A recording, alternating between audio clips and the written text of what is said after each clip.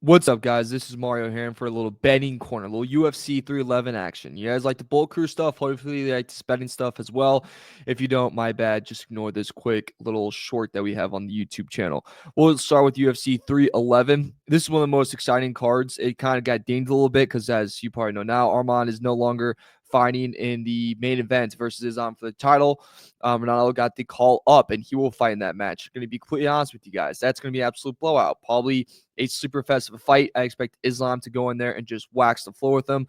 Ronaldo, if I was him, I think he should throw the kitchen sink at Islam. Punches, flying knees, kicks, anything you got in the tank, in the lab, throw it out there, man, because it's your one shot at a title, and who knows how it's going to go for you, so might as well go for it all. The other fight, I think the fight of the night for UFC 311 is Yuri versus Hill. Yuri, 36 wins, 26 by KO, TKO. This guy is a brawl nightmare. Hill's very similar. Both stand-up guys with knockout power.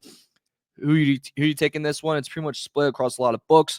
Right now, Yuri is plus money at most of the books that I bet on. I like Yuri in this fight. I think he's a better brawler. I think he's a better attacker. I think that he will make sure that this fight is quick. And I think he gave a better fight to Alex Pereira, too.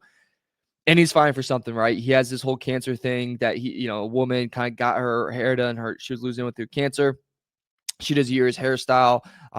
Big fan of his. He shaved his head for her. There's something more that he's fighting for. I really like Yuri in that fight, so go ahead and give me that over Hill. Also in this one, Kevin Holland, the yes man to the UFC. This guy will fight on every and any day of the week. He goes in there. He's lost 3 of his last fights. He's an exciting fighter with great stand-up, and he leaves it all out in the octagon. That being said, he faces Reiner, who's making his UFC debut, who's a one championship double belt title holder. Look, Reiner is going to come in this fight, and I think he's just going to outduel and he's just be a better fighter than Kevin Holland. Kevin Holland's had back-to-back fights where he's had the next newcomer in the UFC. The last one was Michael Page. Michael Page, people don't know, very hard guy to fight against. He's very quick. He does this thing where he kind of dances around the ring. He, fights with his hands down, and excellent striker, but he's just constantly moving, doing weird movements. Very hard to fight him, very hard to adjust to him because it's so unorthodox what he's doing. So very hard fight. I think this one's going to be hard as well. I like Renner in this fight as well. Let's go to Merab versus Umar, right? Merab, very curious on his strategy versus Umar, because Umar is a nasty kickboxer, but he is in the school of Khabib of grappling, and that is the best school in the world. If you want to be the best grappler, I'd go see Khabib and maybe convert to Muslim. To figure it out. But Umar, 18-0, he's Khabib's cousin. The hardest fight he's ever had was Corey Sandhagen. He masterclass in that fight. Sandhagen did put up a pretty good strategy against him though. 2 wins by KO or TKO, 7 wins by submissions, 5 first-round finishes. But this is also Umar's second 5-round fight. Listen to these fighters, man. They talk about it. The difference between a 3-round fight and a 5-round fight is massive, right? Very hard to adjust to. Do I think, Umar's going to be gassed? No, but I'm just saying that's quite an adjustment. And for odds that I got him at plus 260 from Murad, that is the champion that just took out Sugar Sean O'Malley, who was the best knockout artist in that division. And then he takes him down and you get like this massive advantage to Umar, who's on his, like I said, second 5-round fight. I'm going to take Merab just for that plus money sign. Do I think he's going to win the fight? Absolutely not. No chance I think he wins it. But for that just odds and the money and the direction that's going, I'll take the champion. Why not? He's a more experienced fighter. He's a smart fighter. And, what if? What if he can take Umar to the ground? What if he can't submit him? I see this fight going the full distance. I don't see it getting stopped anytime soon. That would probably be my favorite bet for it, is that fight to go the distance. But in case of for anything, Merab, I think money line would be a fun sprinkle to have. Put a little DoorDash money on it. And then if it hits, order yourself some late night Taco Bell. That's a good time. Have a good time today. So that's what I like in this fight. Just a quick rundown. I like Yuri to beat Hill. I like Merab on the money line. That's a DoorDash sprinkle.